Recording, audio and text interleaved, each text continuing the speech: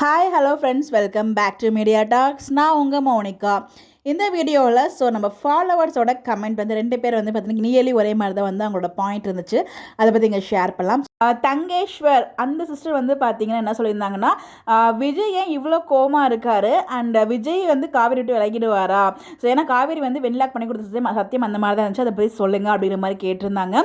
Chandralekha sister அவங்க என்ன வந்து கமெண்ட் கேட்டிருந்தாங்கன்னா, ஸோ கண்டிப்பாக காவேரி வந்து வீட்டுக்கும் விஜய்க்கும் யாருக்கும் தெரியாமல் சொல்லாமல் தான் வந்து அங்கேருந்து கிளம்புறாங்க. ஸோ வெண்ணிலா வந்து சொல்லுவாங்க மேபி நமக்கு இனிமேல் நமக்கு இடையில யாருமே இல்லை அப்படிங்கிற மாதிரி ஏதோ வெண்ணிலா வார்த்தையை விடுறாங்க. ஸோ அதுக்கப்புறம் வந்து பார்த்திங்கன்னா விஜய் அண்டர்ஸ்டாண்ட் பண்ணிவிட்டு காவேரி தேடி போகிறாங்க அப்படிங்கிற மாதிரி அவங்க ஒரு பாயிண்ட். ஆனால் விஜய் வந்து கோவமாக இருக்கார், அது ஏன் அப்படிங்கிற மாதிரி கேட்டிருந்தாங்க.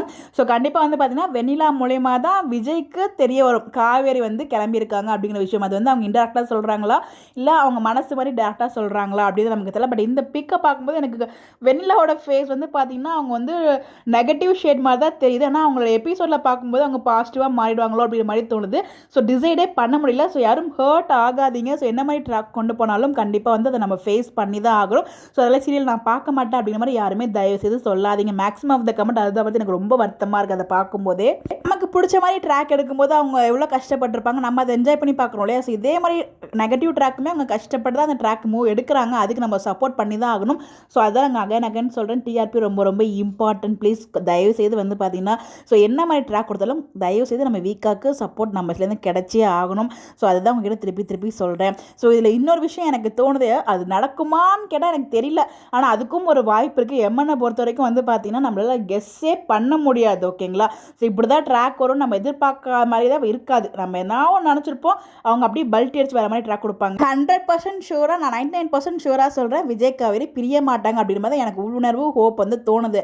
பட் ஆனால் இப்படியும் ஒரு வாய்ப்புகள் இருக்குது. அதுக்கு காரணம் விஜயோட அந்த ஒரு கோவம். ஸோ மேபி விஜய் வந்து எவ்வளவோ கூப்பிட்டும் நம்ம காவேரி வந்து பார்த்திங்கன்னா பிரிவாதமாக நான் வரமாட்டேன் அப்படிங்கிற மாதிரி ஏதாச்சும் சொல்லி அதனால விஜய் அங்கே கோமா நிற்கிறாங்களோ அப்படிங்கிற மாதிரி எனக்கு ஒரு ஃபீல் ஆகுது. மேபி அதுக்கப்புறம் ஒரு செப்பரேஷன், குட்டி செப்பரேஷன் மாதிரி இது வச்சு அதுக்கப்புறம் வந்து பார்த்திங்கன்னா காவேரியை நம்ம வெண்ணிலாவே திருப்பி இந்த லொக்கேஷனில் சேர்த்து வைக்காட்டியும் ஏதோ ஒரு இடத்துல வந்து விஜய் காவேரியை சேர்த்து வைப்பாங்களோ அப்படிங்கிற மாதிரி தோணுது. பட் இந்த ஷெடியூல்லையே உங்களோட சாப்டர் வந்து எண்ட் ஆகும் அப்படிங்கிற மாதிரி தான் எனக்கு ஃபீல் ஆகுது. ஒரு அப்டேட்டுமே இருக்குது, அது உண்மையாக ஏன் அப்படி ஷேர் பண்ண தான் எனக்கு தெரியல. அதை பற்றி நான் வந்து அடுத்த வீடியோவில் சொல்கிறேன்.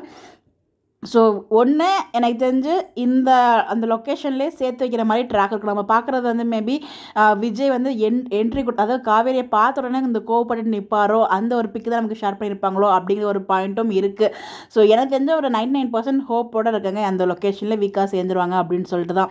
அப்படி இல்லைன்னா இப்படி ஒரு ஆப்ஷன் இருக்குன்னு கூட நான் ஷேர் பண்ணுங்கிறதுக்காக தான் இந்த ஒரு வீடியோஸ் ஷேர் பண்ணியிருக்கேன். ஏன்னா விஜயோட அந்த ஒரு கோவம் தான் எனக்குள்ளேயும் ஒரு கேள்வி எழுந்துகிட்டே இருக்குது. அது மேபி விஜய் வந்து காவேரியை பார்த்த உடனே நம்மளை விட்டுட்டு போகிறதுக்கு எப்படி மனசு வந்துச்சு அப்படிங்கிற மாதிரி அந்த கோவத்தில் அந்த நின்றுட்டு இருக்காரா அப்படிங்கிற மாதிரி எனக்கு வந்து தோணுது. இன்னொரு பக்கம் தெரிலங்க, நம்ம எதுவுமே டிசைட் பண்ண முடியாது. ஒன்று அந்த லொக்கேஷனில் சேரலாம், அப்படின்னா செப்பரேஷன் வரும். அப்படி தான் எனக்கு ஃபீல் ஆகுது. செப்பரேஷன் வந்தாலும் யாரும் ஃபீலாக பண்ணாதீங்க. ஏன்னா ஆல்ரெடி இப்போவே செப்பரேஷனில் தான் இருக்காங்க. நம்மளுக்கு தெரியும், அதாவது வீக்காக வந்து அப்பப்போ பேசிக்கிறாங்க. ஆனால் நமக்கு அது பெருசாக தெரியல இல்லையா? அதே மாதிரி அதை வச்சு ட்ராக் வைப்பாங்கன்னு நான் நினைக்கிறேன். பார்ப்போம். உங்களுடைய கருத்துக்கள் கமெண்ட்டில் ஷேர் பண்ணுங்கள். Bye bye.